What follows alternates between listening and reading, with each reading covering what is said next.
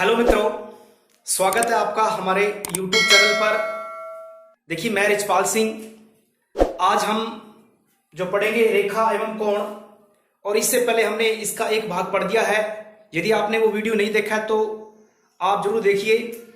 और आज हम कुछ और जो कोण हमारे बचे हैं जिन पर हम चर्चा करेंगे। तो देखिए, हमने पढ़ा था रेखाओं के बारे में। देखिए, जिस प्रकार से अगर दो रेखाएं इस प्रकार से जा रही है, ये रेखाएं किसी बिंदु पर काट रही है। ये दो रेखाएं एल रेखा है और ये एम रेखा है। ये किसी बिंदु ओ पर काट रही है। तो इस कंडीशन में यहां पर कोण बनेंगे। तो इसके अंदर चार कोण बन रहे हैं। देखिए, ये वाला कोण और ये वाला कोण। देखिए, क्योंकि ये शीर्ष है और शीर्ष के सामने वाले कोण, जैसे 1 नंबर है और ये 2 नंबर है, तो यानी कि ये आपस में क्या कहलाएंगे? शीर्षाभिमुख कोण कहलाएंगे। ठीक है, इसको बोलेंगे शीर्षाभिमुख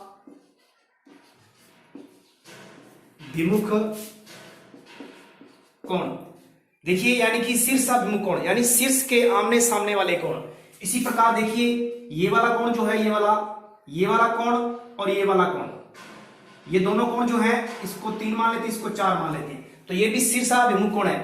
तो कह सकते हैं कि शीर्षाभिमुख कोण हमेशा आपस में बराबर होती हैं। तो कोण 1 जो है, कोण 1 बराबर कोण 2, इसी प्रकार कोण 1 बराबर 2, और इसी प्रकार कोण 3 बराबर कोण 4। तो ये होते हैं शीर्षाभिमुख कोण, यानी कि शीर्ष के आमने सामने वाले कोण। यानी जब रेखाएं काटती है उस कंडीशन में जो आमने सामने वाले कोण बन रहे हैं वो कहलाएंगे शीर्षाभिमुख कोण। और शीर्षाभिमुख कोण हमेशा सदैव बराबर होती है। ये हुई शीर्षाभिमुख कोण के पर चर्चा। अब देखिए, आगे जो है, आगे हम बात करते हैं। हमने पढ़ा था समांतर रेखाओं पर। देखिए, जिस प्रकार से दो समांतर रेखाएं गुजर रही है, ये एल रेखा है और ये एम रेखा है। ये आपस में समांतर रेखा है। इस पर हमने विस्तार से पढ़ लिया था। यानी जिनके बीच हमेशा जो दूरी है वो नियत बनी रहे, यानी समान होती है। अब इन रेखाओं को कोई एक तिर्यक रेखा काटे। ये होती है तिर्यक रेखा इस प्रकार से, जिसको हम मान लेते हैं एल एम एन एन मान लेते हैं। तो ये रेखा जो इसको काट रही है, तो इस कंडीशन में भी कोण बन रहे थे। हमने पढ़ा था एकांतर कोण, संगत कोण।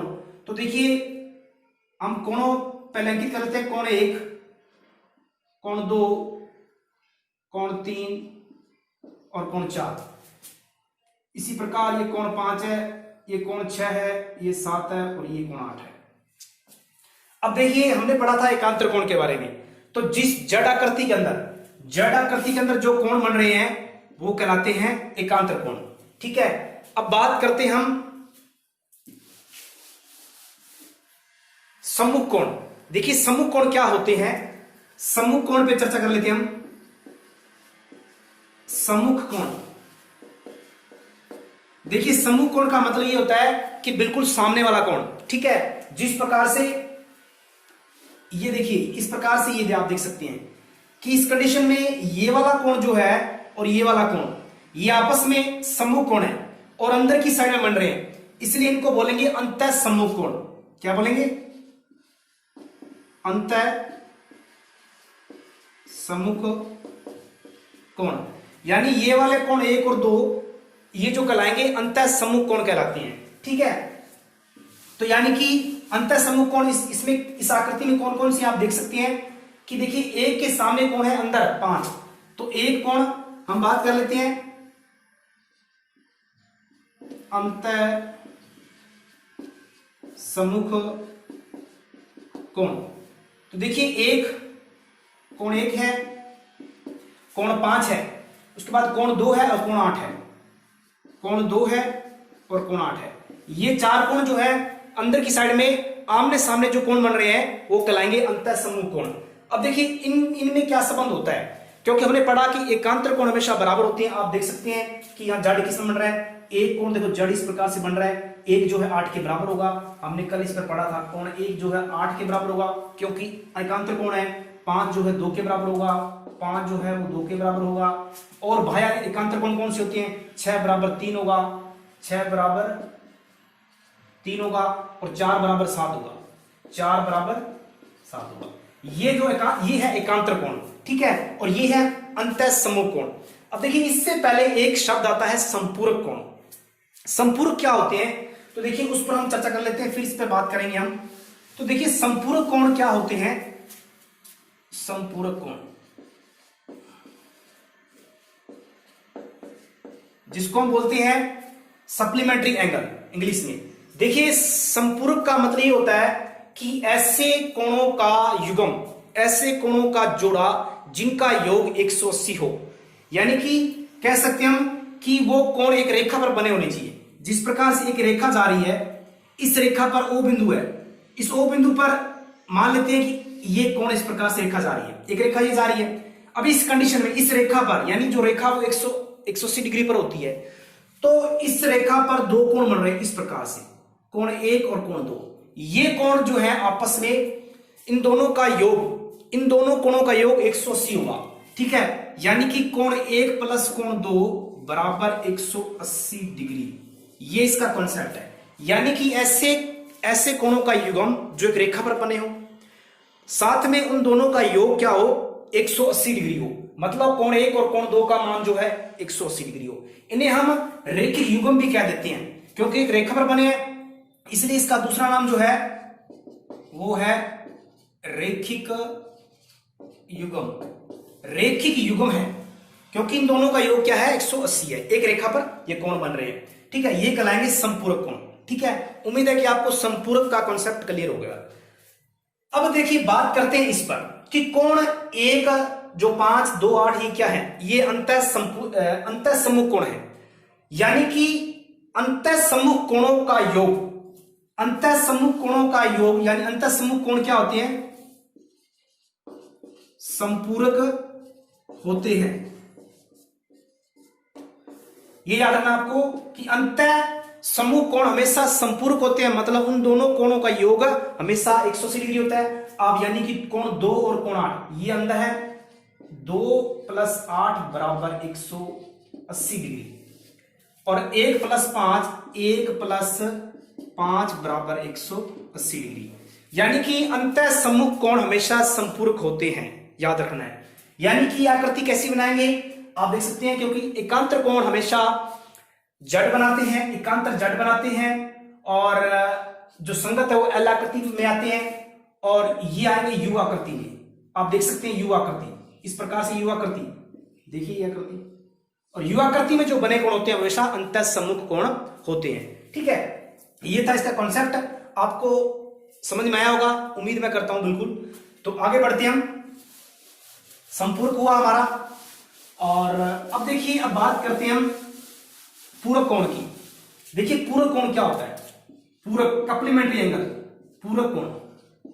देखिए पूरक कोण का मतलब ये होता है कि ऐसे कोण, यानी कि ऐसे कोणों का युग्म जिनका योग 90 डिग्री हो, ठीक है। यानी कि वो 90 डिग्री दोनों का जोड़ हो। इस प्रकार से एक रेखा यहां से गुजरी। अब देखिए ये दोनों कोण जो है, ये दोनों कोण क्या कहलाएंगे? ये दोनों कोण आपस में क्या कहलाएंगे? पूरक कोण कहलाएंगे। कोण 1, कोण 2, ठीक है। क्योंकि दोनों का योग जो होता है, पूरक कोणों का योग जो होता है वो कितना होता है? 90 डिग्री होता है। हमें ये याद रखना है, कोण 1 और कोण 2, यानी कि ऐसे कोणों का युग्म जिनका योग 90 डिग्री हो वो कहलाएंगे पूरक कोण, या फिर इसको हम बोलते हैं अनुपूरक कोण, अनुपूरक भी बोल देते हैं, ठीक है। पूरक कोण या फिर अनुपूरक कोण, ठीक है। उम्मीद है कि आपको ये चीज समझ में आई होगी। मतलब कोण 1 और कोण 2 का योग हमेशा 90 डिग्री होगा, ठीक है। आगे देखिए, आगे बचा है हमारा आसन कोण। देखिए आसन कोण, आसन कोण, आसन कोण क्या होता है? देखिए आसन कोण का मतलब क्या होता है? जिस प्रकार से मैं आकृति बनाता हूं, एक मैंने एंगल ऐसे, एक रेखा है जहां से, यानी कि ओ पॉइंट है, ओ पॉइंट से एक रेखा निकली है OA, और दूसरी निकली OB, और तीसरी निकली OC। अब इस कंडीशन में कोण कितने बन रहे हैं बताइए चित्र में देखकर? बिल्कुल दो कोण बन रहे हैं।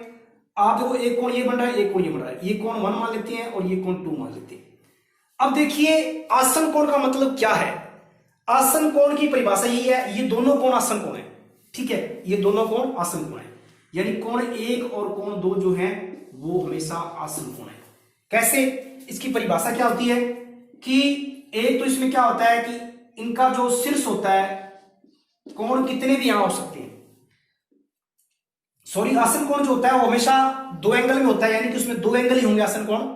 तो शीर्ष इसका क्या होगा, हमेशा उभयनिष्ठ होगा। शीर्ष हमेशा क्या होगा, उभयनिष्ठ होगा, मतलब कॉमन होगा। यहां पर देखिए दोनों एंगल का यहां पर इस आकृति में एक ही शीर्ष है O। इसके अंदर और क्या है, इसकी जो भुजा होगी, एक इसमें भुजा होगी उभयनिष्ठ। देखिए यहां पर ये ओ बी जो रेखा है, ओ बी रेखा जो है, ओ बी भुजा है, इन दोनों कोणों की उभयनिष्ठ भुजा है। आप देख सकते हैं ये भुजा दोनों कोणों की उभयनिष्ठ भुजा है, कॉमन भुजा है। तो इसमें क्या हुआ, एक तो इसके अंदर शीर्ष उभयनिष्ठ होगा, एक इसके अंदर भुजा उभयनिष्ठ होगी, तो ये कोण कहलाएंगे आसन कोण। ठीक है, अब देखिए एक आकृति देखिए, आप इस प्रकार से आकृति बना देते हैं, एक आकृति इस प्रकार से बना देंगे। तो एक एंगल ये है और एक एंगल ये है, यानी ये कोण एक है और ये कोण दो है।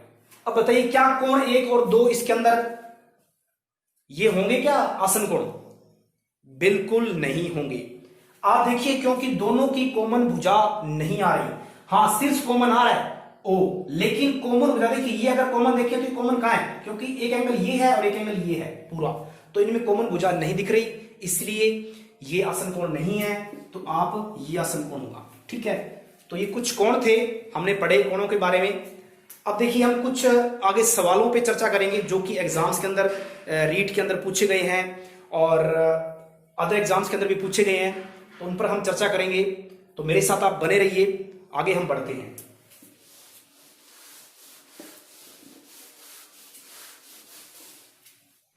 देखिए मित्रों, एक सवाल है जो कि पूछा गया था रीट लेवल 2 के अंदर 2017 के अंदर। सवाल देखिए कैसा था, नीचे दिए गए चित्र में असमान संपूरक कोणों के सही युग्म हैं। मतलब अपने को संपूरक कोण के युग्म जो है वो सही बताने कौन कौन से युग्म सही हैं। देखिए ये चित्र है, इसके अंदर ऑप्शन है, तो ये सवाल जो है ऑप्शन से जो हल हो सकता है आसानी से, क्योंकि अगर हमें पता है कॉन्सेप्ट संपूरक कोणों का। देखिए हमें ऐसे जोड़े बता रहे हैं जो मतलब क्या है कि असमान हो, असमान है, मतलब जैसे ये जोड़ा और ये जोड़ा आपस में बराबर नहीं है। ठीक है, और असमान संपूरक का मतलब है कि जैसे अगर मैंने बताया कि अगर ये एक रेखा है, इस पर अगर ये 90 का कोण बन रहा है तो भी ये संपूरक है, ये 90 और ये 90, क्योंकि दोनों का योग 180 होता है, हम जानते हैं संपूरक कोणों का। लेकिन ये दोनों कोण बराबर है, ये समान संपूरक कोण है, हमें जानने असमान। तो ध्यान रखें, हमें 90 वाला नहीं लेना कोई भी इसके अंदर। तो देखिए इसके अंदर जो संपूरक कोण के युग्म क्या क्या बन रहे हैं आप देख सकते हैं। ऑप्शन में डी ई एफ देखिए आप। तो पहले हम वैसे देख लेते हैं, एक रेखा ले लीजिए आप, मान लेते हैं एडी रेखा। एडी रेखा पर कौन कौन से जो है वो कोण बन रहे हैं युग्म के रूप में। देखिए ऊपर बन रहे हैं, नीचे बन रहे हैं। ऊपर देखिए ए एफ डी या ए एफ बी, तो ए एफ बी, तो कौन एक होगा ए एफ बी होगा। दूसरा इसका साथी कौन है, अगर ये कोण हमने लिया है तो इसका साथी ये पूरा ही कोण होगा, ये पूरा कोण होगा। ठीक है, बच गया जो, क्योंकि रेखा वाला पूरा लेना है, तो B F D, B F D ये कोण एक युग्म हो गया। ठीक है, अब देखिए इसके साथ में जो है हम दूसरा और लेते हैं। एडी पर कौन सा बन रहा है, एडी पर नीचे बन रहा है, एडी पर एक देखिए नीचे, ऊपर एडी पर देखिए नीचे, तो ये बन रहा है, ये वाला यहां तक, यानी A F E, A F और ई। दूसरा कौन सा बन रहा है, D F E, D F और ई। अब देखिए ये ऑप्शन के अंदर हम देख सकते हैं या है या नहीं है। तो ए एफ बी हम पहले देख लेते हैं, एडी पर हो गया। अब देखिए हम लेते हैं बीई पर, देखिए एक रेखा पर बीई पर देख लेते हैं, बीई पर कौन कौन से बन रहे हैं। तो देखिए बीई पर जो बन रहे हैं, बीई पर देखिए कौन कौन से बन रहे हैं, तो B F C, B F C, और इसका साथी कौन है। अगर ये पूरा बन गया तो इसका देखिए साथी इस रेखा पर, देखिए इसको मैं थोड़ा साफ कर देता हूं ताकि कंफ्यूज ना हो। देखिए हमने बी एफ सी यानी ये वाला कोण लिया इस रेखा पर, बाकी कोण ये बच गया, कौन सा, C F E, C F E, C F E, ठीक है। एक तो ये बन गया। अब देखिए और क्या बन सकते हैं इसके, और इसके अंदर है, अगर हम चाहें तो ये वाला कोण और ये भी ले सकते हैं पूरा, यानी कि ये वाला कोण और ये पूरा, ठीक है, यानी कि D F E, D F E व, अब देखिए बाकी बच गया डी एफ बी या बी एफ डी, पूरा बच गया ना, B F D, B F D, ठीक है। तो देखिए यहां पर ये जो युग्म बन गया, एक युग्म ये बन गया। तो आप देख सकते हैं कि हमारे ऑप्शन में और कोई एंगल बन सकता है क्या। नीचे अगर देखें इसके, तो नीचे क्या बन रहा है, देखिए नीचे देखते हैं हम, तो अगर बात करें नीचे, तो एक तो एंगल ये बन रहा है, एक ये पूरा ही एंगल बन रहा है इतना, बी एफ ए, बी यानी ए बी एफ ले लेते हैं हम, ए बी एफ व, ए बी एफ व, A F E, A F E, ये युग्म है, ये युग्म आपस में, ठीक है। और कौन सा रहेगा इसमें, और इसके अंदर क्या हो सकता है, और एंगल और नहीं भी हो सकता, ठीक है। तो अब देखिए हमारे ऑप्शन के अंदर क्या क्या है।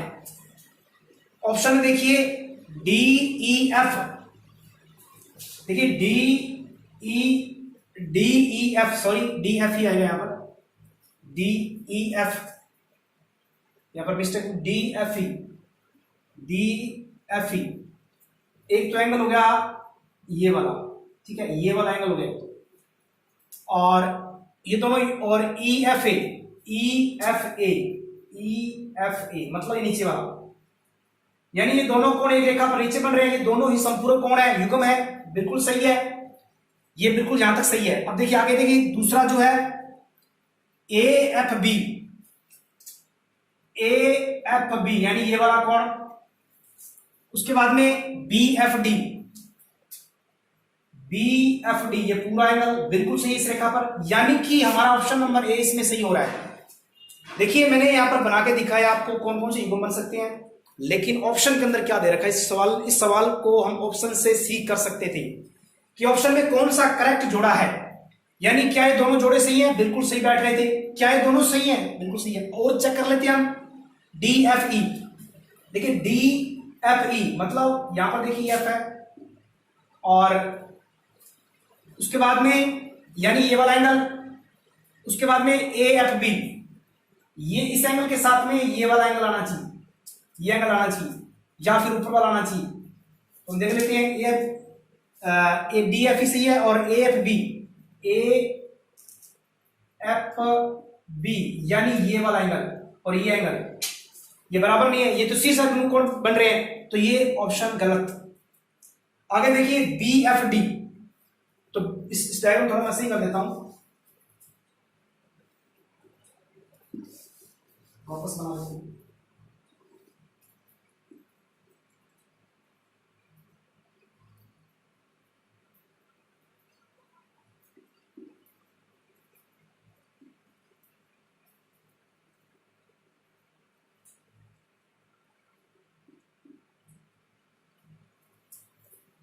अब देखिए इसमें,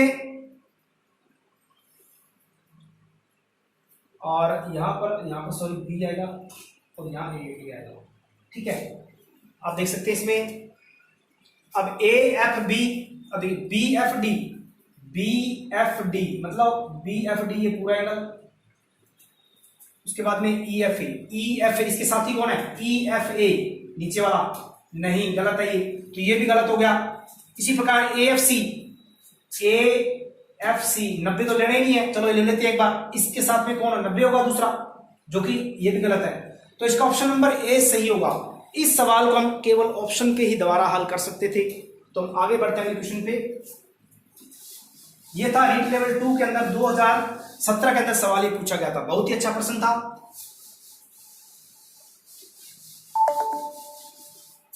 देखिए मित्रों, बिल्कुल आसान सा प्रश्न पूछा गया है रीट के अंदर।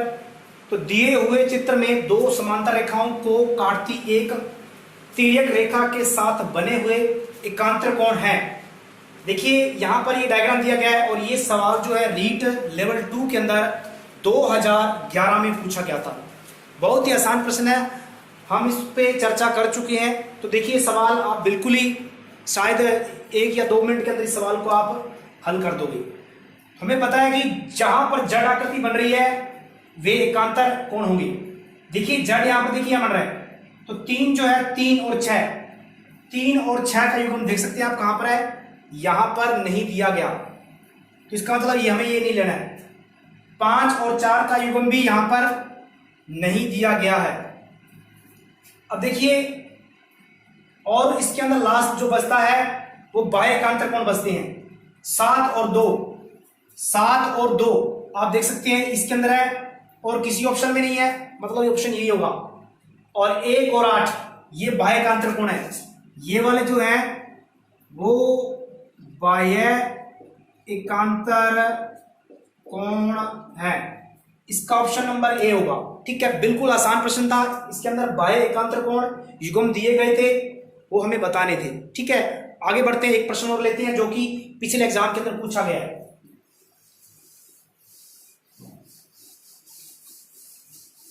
मित्रों ये प्रश्न देखिए, दिए गए चित्र में AOB एक सरल रेखा है जिस पर किरण OC आपतित है। यदि A अनुपात B बराबर 2:1 हो तो A का मान क्या होगा। यह सवाल रीट लेवल 2 के अंदर 2015 के अंदर पूछा गया था। बहुत ही आसान प्रश्न था, हमें यहां पर A का मान निकालना था। तो देखिए हमें क्या दे रखा है, A अनुपात B जो है 2:1 दे रखा है। ठीक है, अब देखिए हम जानते हैं कि ये रेखीय युग्म कोण है, यानी ये संपूरक कोण है। तो मतलब हमें पता है अगर हम A अनुपात B हमें दे रखा है 2:1, हम क्या कर सकते हैं, इसको हम जानते हैं कि अनुपातों का योग, अगर अनुपातों का योग करते हैं यानी इन दोनों का योग जो है, इन दोनों कोणों का योग कोण 1 प्लस कोण B जो है, कोण 1 और कोण B जो है 180 डिग्री होता है, दोनों का योग 180 डिग्री होगा। अब देखिए अगर हम अनुपातों को लिखते हैं यानी कि अनुपातों का योग करते हैं यानी कि 2 + 1 जो 3 अनुपात है वो किसके बराबर है, 180 डिग्री के बराबर है। यहां से 1 अनुपात की वैल्यू निकालेंगे तो कितनी आएगी, 60 डिग्री आएगी, ये कट जाएगा, यानी ये 60 डिग्री आएगी 1 अनुपात की वैल्यू। अब यहां से हम A का मान निकाल सकते हैं क्योंकि A का 2 अनुपात है, 1 अनुपात की वैल्यू 60 है, तो A बराबर क्या देगा, 2 × 60 बराबर 120 डिग्री, और B बराबर जो है 1 × 60 बराबर 60 डिग्री। ठीक है, यानी A का मान क्या होगा, इसके अंदर A का मान जो होगा A बराबर होगा 120 डिग्री। बहुत ही आसान प्रश्न था, केवल सेकंडों के अंदर सवाल ये हल होने वाला था, यानी यहां पर पेन उठाने की जरूरत भी नहीं पड़ती यदि आपको ये कॉन्सेप्ट क्लियर है। ठीक है, अब एक प्रश्न और लेते हैं।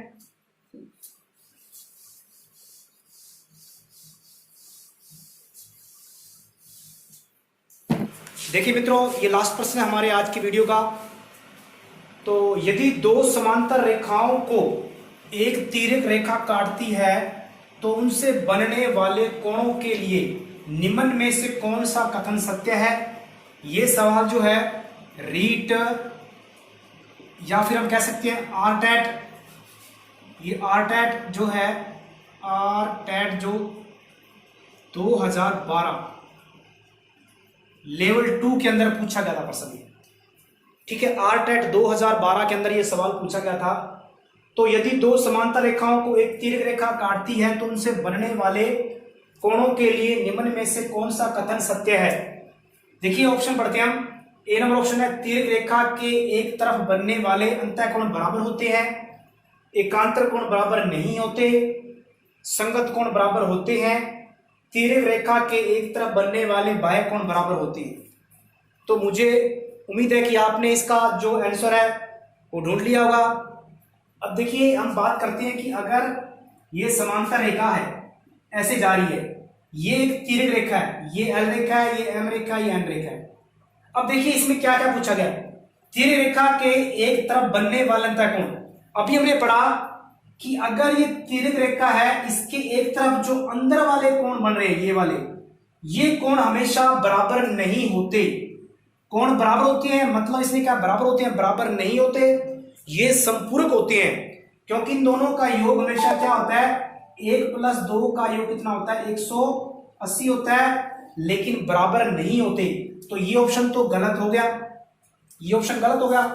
अब देखिए बात करते हैं दूसरे ऑप्शन पे, एकांतर कोण बराबर नहीं होते हैं। देखिए एकांतर कोण बराबर इसमें होते हैं, आप देख सकते हैं अगर यहाँ कोण 3 है तो कोण 1 बराबर 3 हो जाएगा, अगर यहाँ 4 है तो कोण 2 बराबर 4 हो जाएगा, यानी एकांतर कोण हमेशा बराबर होती हैं। ऑप्शन के अंदर ये गलत लिखा हुआ है, ये भी गलत हो जाएगा। संगत कोण बराबर होते हैं, देखते हैं एक बार डी नंबर ऑप्शन देखिए, इस पे चर्चा पहले कर लेते हैं।